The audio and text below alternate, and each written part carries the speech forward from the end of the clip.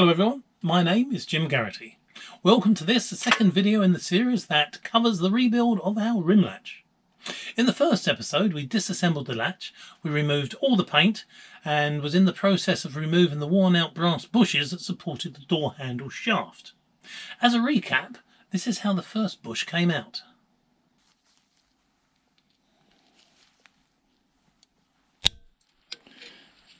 And it has gone.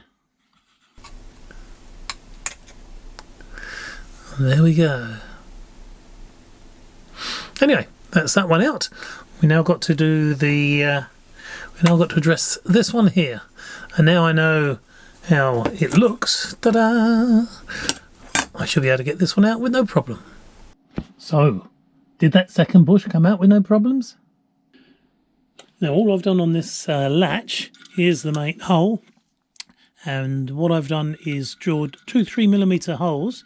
One there, and they go through the two tabs. So I'm hoping that that will give it enough slack to pop out. And we are about to find out.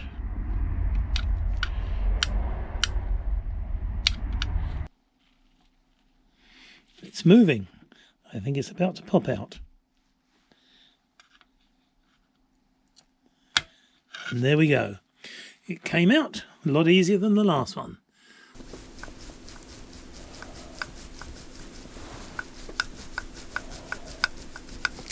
This one doesn't want to come out, I assume, because it hasn't been broken through here. It's I've got a small screwdriver. That's what I could do. There we go.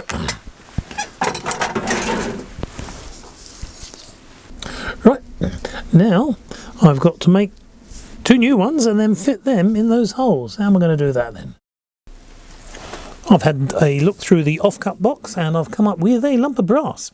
And this lump of brass is slightly larger in diameter than the two bushes, which is good.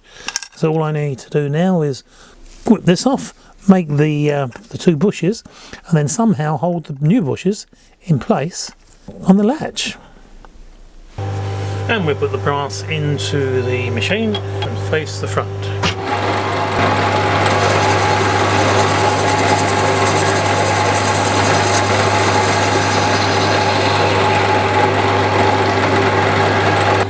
Right, we need a hole down through the centre of this bar, which is just large enough to take the diameter here. Now the diameter there is 14.4. And now we go in with the centre drill. Once we have the whole centre put in, then we will drill into the end of the material with a 14mm drill. It's a taper shank drill, so that'll go straight into the towel stop. That's the centre. This is the drill we're going to be using. It's a 14mm taper shank drill, and it's a number 1 taper shank. And what we needed for the lathe towel stock is a number 3.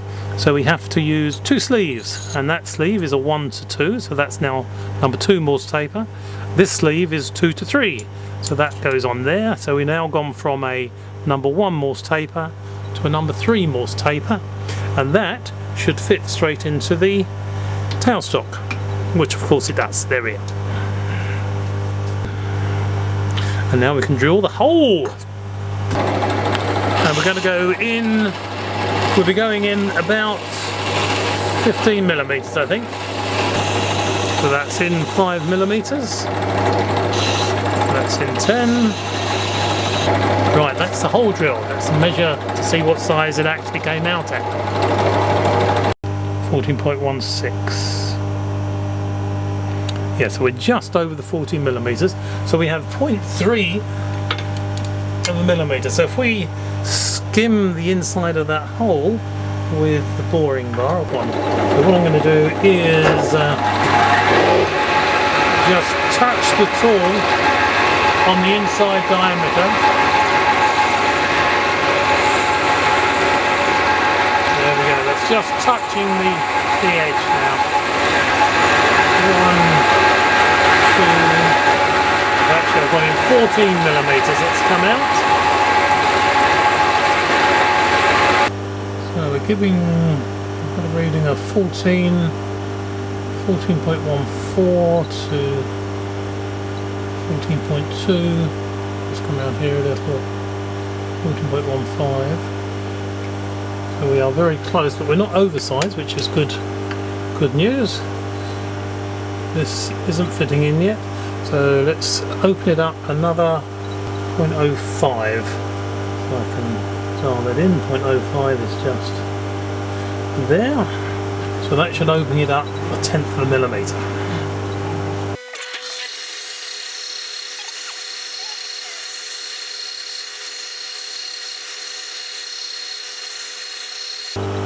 .25. So if we open it up another 1/10 of a millimetre, that'd be up to 3.5. So I'll put onto the cross slide. Let's bring it back 0.05 of a millimetre.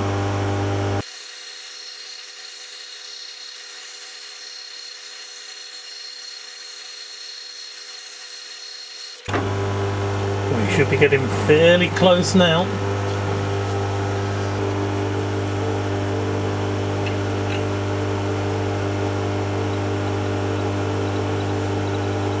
And that's just going in. I think we're going to leave it there. I'll just take off those sharp edges.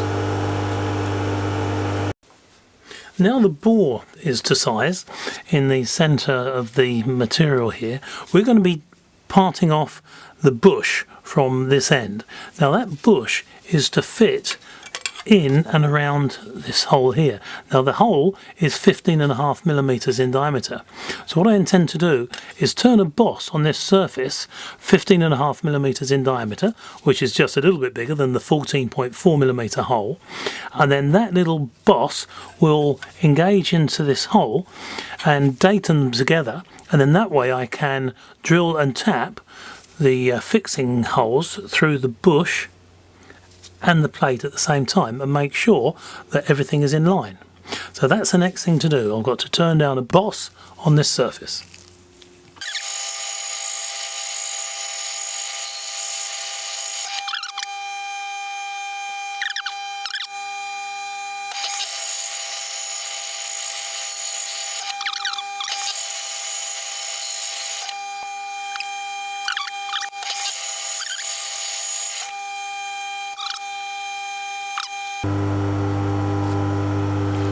.5.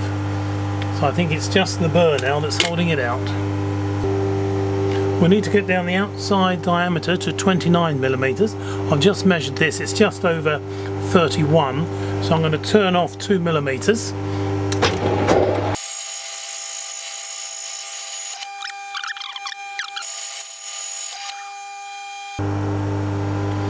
.39. That will be fine. So the next thing to do is part off the bush. In fact, before I do that, let's just break the edge here.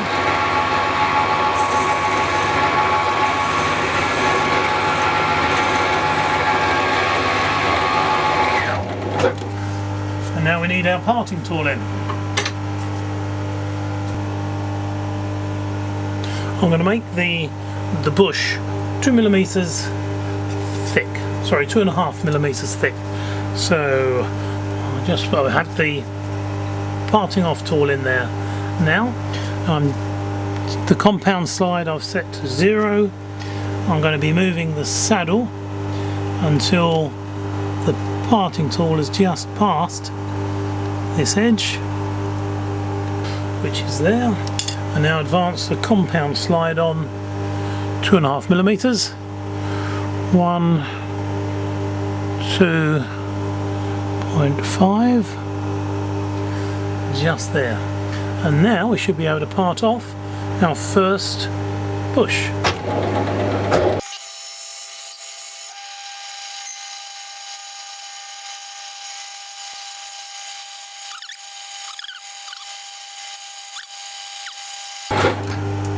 Right, let's have a closer look at this.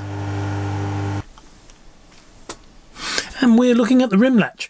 Now then, you remember that we took out the bush from just here. That's gone to one side. On the lathe we've made a replacement, and that replacement bush has got a little boss on the back which engages into the hole in the centre there and holds it into position.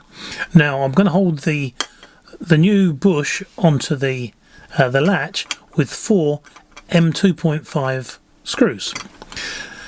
Now, because of the shape of this, I couldn't clamp this on very well, so what I decided to do was put this up on a piece of wood so it's supported underneath, get it in the position that I wanted it, held it really, really tightly, and on one of these holes, now these were just centre dots at the time, I drilled through the brass bush and centre dotted the metal with the end of the drill. Once I knew that it was actually marked, I then took this off.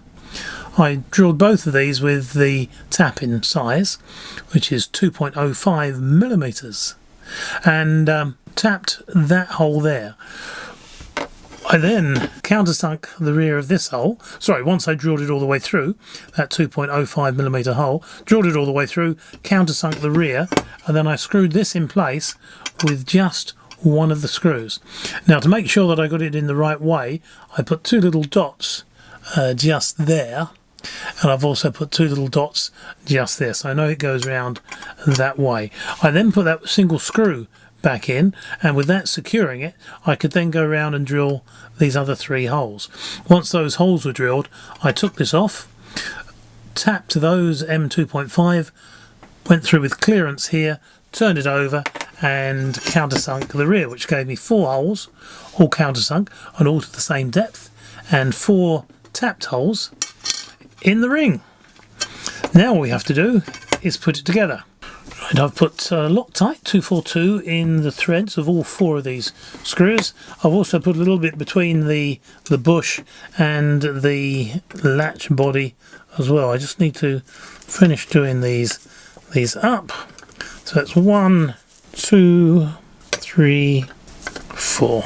And that is the fixings tightened up. Let's get rid of the excess Loctite.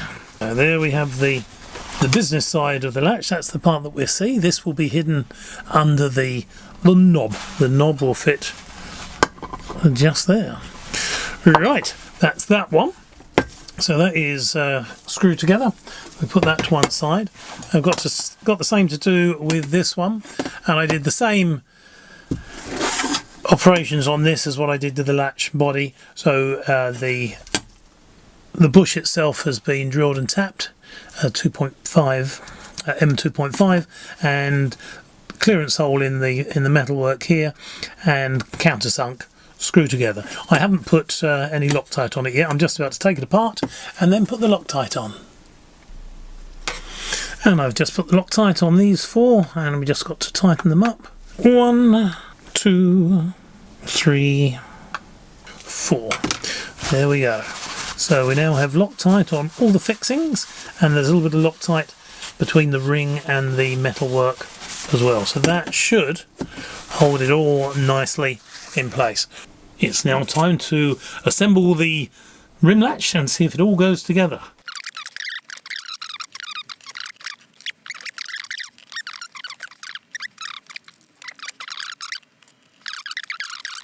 Right, now that is the latch assembled. There is the slide bolt, that works nicely. We have the main bolt here. Let's put the handle in and see if it works. And what do you know, look at that.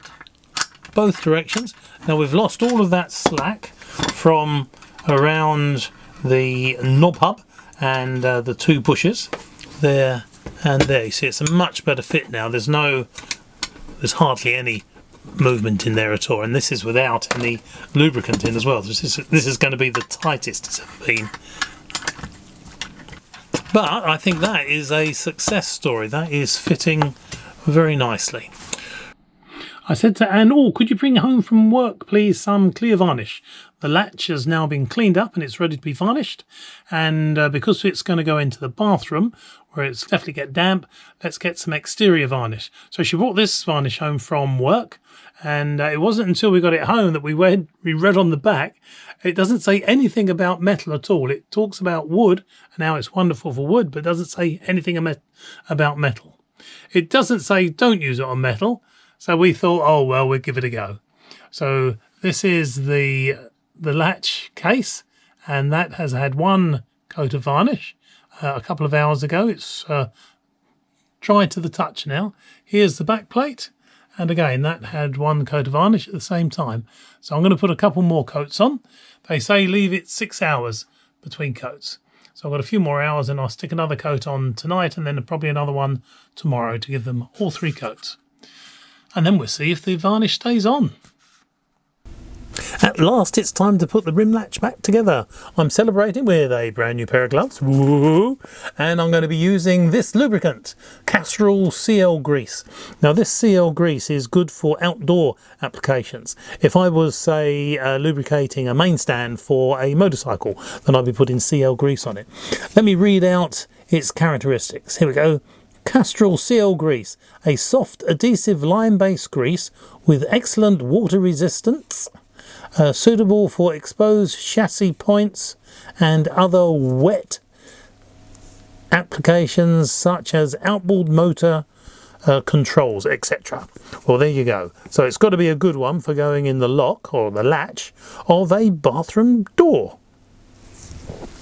And at last the time has come to assemble this latch. Now then, first thing that's going to go in is the bolt. I have the LM grease off on one side here. I'm going to lubricate the bolt surface, which is going to rub against the inside of the latch case. These wooden stirrers are really good. They used to be, or they are at a place I used to work. Well, I don't drink tea or coffee, but every time I went past the coffee station, I would grab hold of a couple of these sticks and bring them home. Consequently, I have a whole bucket load of them, and they're really useful. They come in used for all sorts of things. Right, that's the latch in. The next thing will be this plate. Now the plate sits on that shaft, so all we need to do on this, I think, is just give a little bit of a coat of varnish to this side, because it's not going to be that flat, I wouldn't think. It's only a little pressing. So if I put lubricant over everything, then whatever touches will be lubricated. We'll probably find out that this lubricant affects the varnish and it's all going to peel off. Hopefully not. Let's see how it goes. Right, so that goes down over here. Oh, actually, before I put that down, we will put a little bit of lubricant around this post, because this is the post that it turns on. So that's there.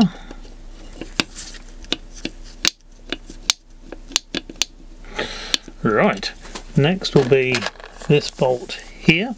Now I've filed off the sharp edges along here. I haven't taken that much off because I was concerned this is quite worn, so I'm going to suck it and see. I can always take the latch apart later if the slope on here isn't nice and it doesn't get pushed in by the what's it called, by the latch plate. Catch plate, that's it. Right, so in here we need to get some lubricant around the shaft and this pin here.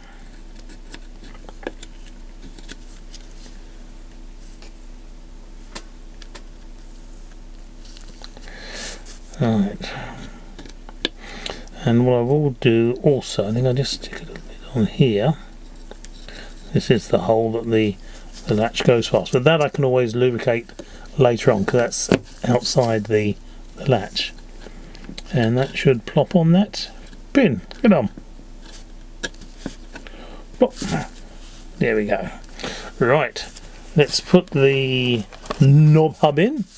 Now the knob hub, that needs 2 journals for lubricating, so put one around here That's on the bush that we made, and we've got to remember that this has a long lug and a short lug, and the long one goes down here. We put grease around this journal.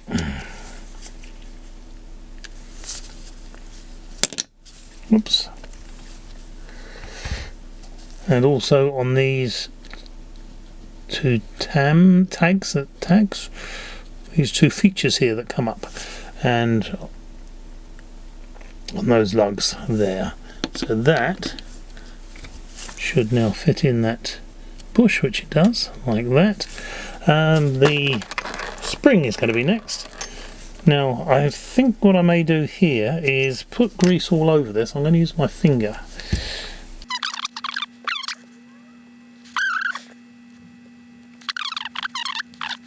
So that's put grease all over the spring.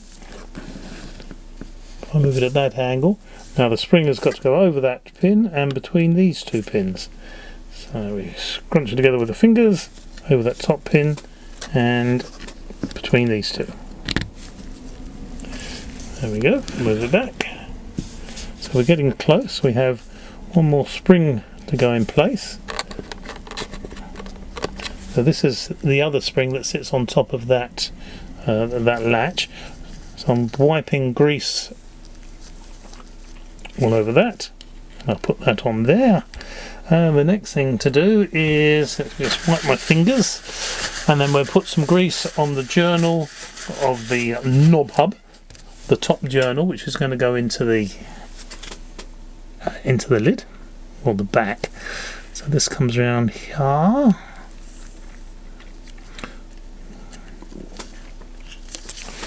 And we'll put some in here as well.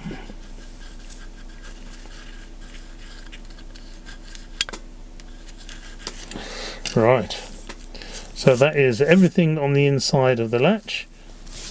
These two tabs go into the two holes at this end, like that, and we just need to turn this to get it to clip in, because we're going in at a slight angle. There we go, like that. So the last item to go in is the screw. Now, can I find the hole? I think I can. Yes, and that's the screw going into the hole.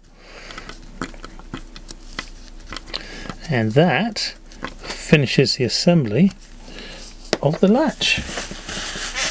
Excellent. We've got a little bit of grease on the outside. Let's just wipe that off. There, and also some on the other side. It's got on the table. Let's get rid of that, and just here. And that completes the assembly of the latch. Ta-da! Now the rim latch rebuild is complete, I can finish off the bathroom door and get it swinging on the hinges once again. I can also get my workbench back, because that's where the door has been stored ever since it's been painted. If you've just found this video and wondered where the rim latch came from, search my videos for antique door to new bathroom door, and you'll find an old 100-year-old door being refurbished for our bathroom. Now, could you do something like this? Of course you can. Take care everybody, I'll see you next time.